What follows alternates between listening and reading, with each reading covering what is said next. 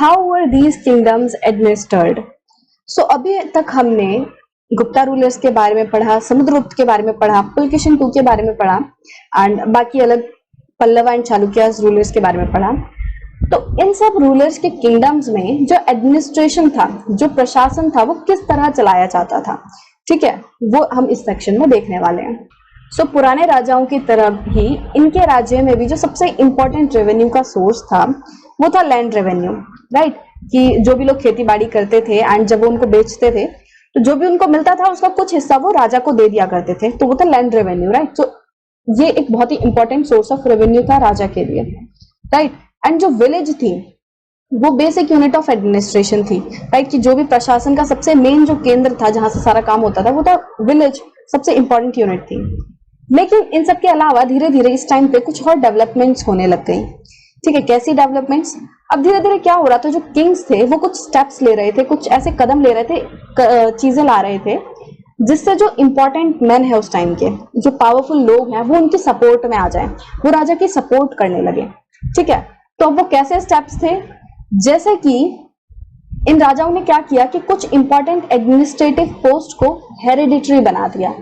Hereditary मतलब जैसे कि एक राजा होता है, राइट, एंड उसके बाद कौन राजा बनता है? उस राजा का बेटा, एंड उसके बाद उसका बेटा राजा बनेगा, उसके बाद उसका बेटा, तो इट इज हेरिडिटरी, राइट। सो इसी तरह कुछ जो एडमिनिस्ट्रेटिव पोस्ट थी उनको भी हेरिडिटरी कर दिया गया था, ठीक है। फॉर एग्जाम्पल जैसे कि जो हरिसेना थे वो कौन थे? वो महादंडा नायका थे समुद्रगुप्त के कोर्ट में, जिसका मतलब होता है चीफ जुडिशियल ऑफिसर, राइट। तो he was chief judicial officer at the court of Samudragupta.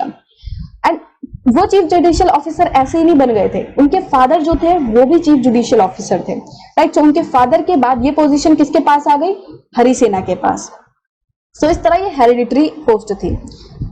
इसके अलावा और किस तरह के स्टेप थे कि राजाओं ने क्या किया, एक ही पर्सन को वो लोग काफी सारे ऑफिसेस देने लग गए, राइट, कि एक ही पर्सन को बहुत सारी चीजों की जिम्मेदारी दे दी।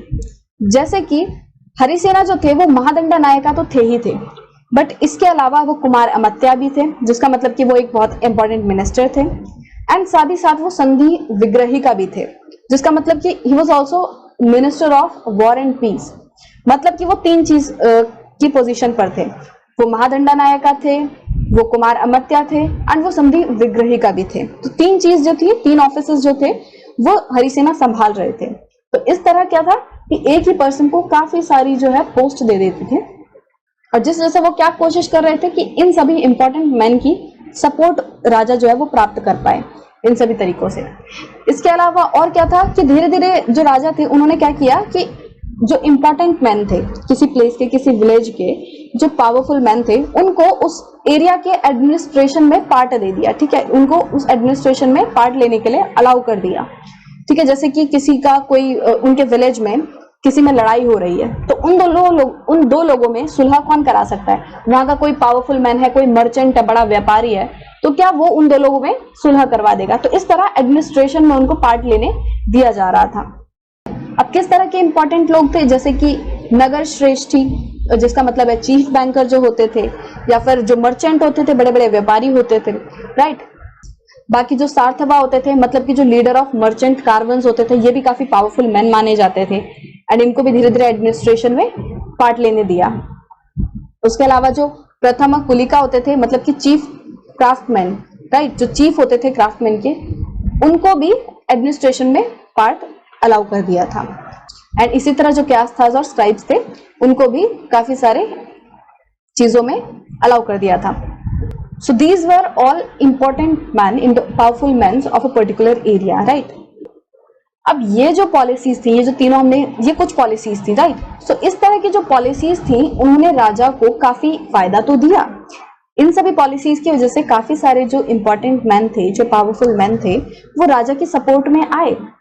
बट लॉन्ग टर्म में अगर हम देखें तो उन्हें ये फायदा नहीं हुआ इतना, क्योंकि धीरे धीरे क्या हुआ बाद में, क्योंकि उन लोगों को एक ही इंसान को बहुत सारी जिम्मेदारियां मिल रही है, काफी सारे ऑफिसेस मिल रहे हैं, पोजीशन जो है वो हेरिडिटरी होती जा रही है, तो उनको टेंशन ही नहीं भाई कि हम आगे क्या करेंगे। उन्हें पता है कि मेरे पापा ये हैं तो मेरे को भी यही काम संभालना है, तो वो टेंशन खत्म। तो धीरे धीरे इन लोगों के पास और ज्यादा पावर आती जा रही थी, ये लोग और ज्यादा पावरफुल होते जा रहे थे। और इनकी कभी कभी पावर इतनी ज्यादा बढ़ जाती थी कि ये लोग अपना खुद का इंडिपेंडेंट किंगडम स्थापित करने के लायक हो जाते थे। ठीक है, तो शॉर्ट टर्म में तो ये सभी पॉलिसीज ने राजा को फायदा दिया, सपोर्ट में आए ये लोग, बट लॉन्ग टर्म में जो है ये बल्कि राजा के खिलाफ ही जा रहे थे कि इंडिपेंडेंट किंगडम स्टैब्लिश कर रहे थे। तो लॉन्ग टर्म में राजा को इनका कुछ खास फायदा नहीं हुआ।